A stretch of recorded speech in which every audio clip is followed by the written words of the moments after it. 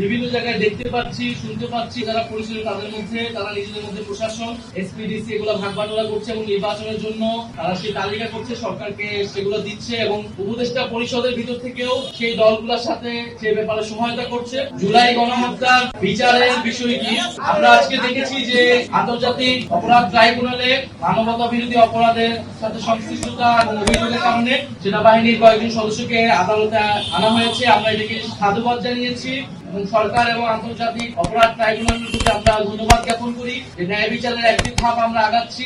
কিন্তু এর পাশাপাশি ইন্টারন্যাশনাল ক্রাইম ট্রাইব্যুনালের পাশাপাশি সারা দেশে যে মামলাগুলো হয়েছে জুলাই শহীদ পরিবারদের পক্ষ থেকে, আহতদের পক্ষ থেকে, সেই মামলাগুলোর বিষয়ে সরকারের কি পদক্ষেপ আমরা দেখতে পাচ্ছি পত্রিকায় যে জামিনে আসামিরা ছাড়া পাচ্ছে এবং তারা শহীদ পরিবার এবং আহতদেরকে হুমকি দিচ্ছে।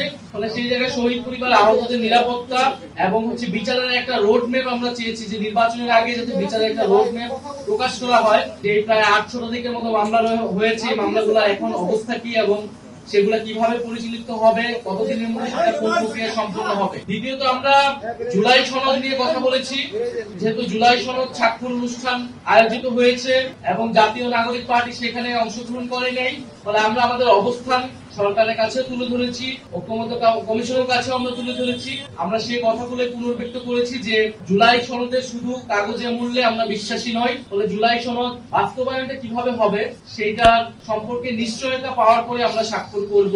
সেক্ষেত্রে জুলাই সনদ আমরা একটি সাংবিধানিক আদেশের কথা বলছি, যে আদেশটা ডক্টর মোহাম্মদ ইউনূস প্রধান হিসেবে উনি জারি করবেন। কারণ জুলাই গণ অভ্যুত্থানে জনগণের যে সার্বভৌম ক্ষমতা সেটার একমাত্র বৈধতা ডক্টর মোহাম্মদ ইউনূসেরই আছে, সেটা প্রেসিডেন্ট চুপ্পুর নাই। ফলে সাংবিধানিক আদেশ যেটা সংবিধান বহির্ভূত হিসেবে দেওয়া লাগবে সেটা কোনোভাবেই প্রেসিডেন্ট চুপ্পু দিতে পারবে না, সেটা ডক্টর মোহাম্মদ ইউনূসকে দিতে হবে। সেটার আইনি এবং রাজনৈতিক কারণ আমরা ওনার কাছে তুলে ধরেছি। দ্বিতীয়ত নোট অফ ডিসেন্টের বিষয়টা আমরা বলেছি, নোট অফ ডিসেন্টের কোনো কার্যকারিতা থাকবে না।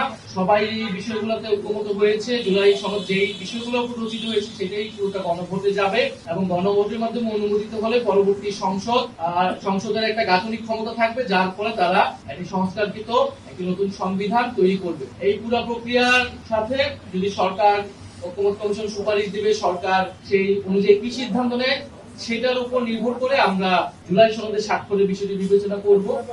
সরকারের কাছে আমরা আমাদের দাবি জানিয়েছি এবং এই দাবিগুলো যাতে বিবেচনা করা হয় এবং সরকার যাতে সেই পথে সেইভাবে যৌক্তিকভাবে এই জুলাই সনদ বাস্তবায়নে আগায় সেই বিষয়ে আমরা জোর দাবি জানিয়েছি। দ্বিতীয়ত আমরা নির্বাচন কমিশন নিয়ে উদ্বেগ জানিয়েছি।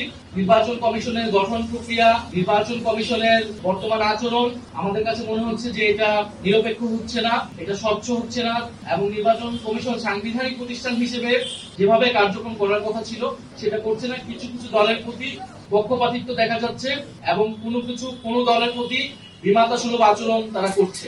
পুরো বিষয়টা নির্বাচন কমিশন নিয়ে আমরা বলেছি।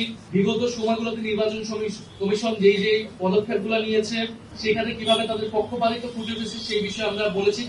একটি সুষ্ঠু নির্বাচনের জন্য একটি নিরপেক্ষ নির্বাচন কমিশন প্রয়োজন। সুষ্ঠু নির্বাচন যদি না হয় এর দায় সরকারের উপর আসবে, ফলে আমরা সরকারকে সেই বিষয়টি অবহিত করেছি এবং আমরা মনে করি যে নির্বাচন কমিশন এই মুহূর্তে পুনর্গঠন হওয়া প্রয়োজন। তৃতীয়ত আমরা জনপ্রশাসন এবং উপদেষ্টা পরিষদ বিষয়ে কিছু বক্তব্য দিয়েছি। সেক্ষেত্রে নিরপেক্ষ এবং যোগ্যতার ভিত্তিতে পদায়ন হচ্ছে কিনা, কারণ আমরা বিভিন্ন জায়গায় দেখতে পাচ্ছি, শুনতে পাচ্ছি যারা পরিচয় তাদের মধ্যে তারা নিজেদের মধ্যে প্রশাসন এসপিডিসি এগুলো ভাগ বাটোয়ারা করছে এবং নির্বাচনের জন্য তারা সেই তালিকা করছে, সরকারকে সেগুলো দিচ্ছে এবং উপদেষ্টা পরিষদের ভিতর থেকেও সেই দলগুলোর সাথে সে ব্যাপারে সহায়তা করছে।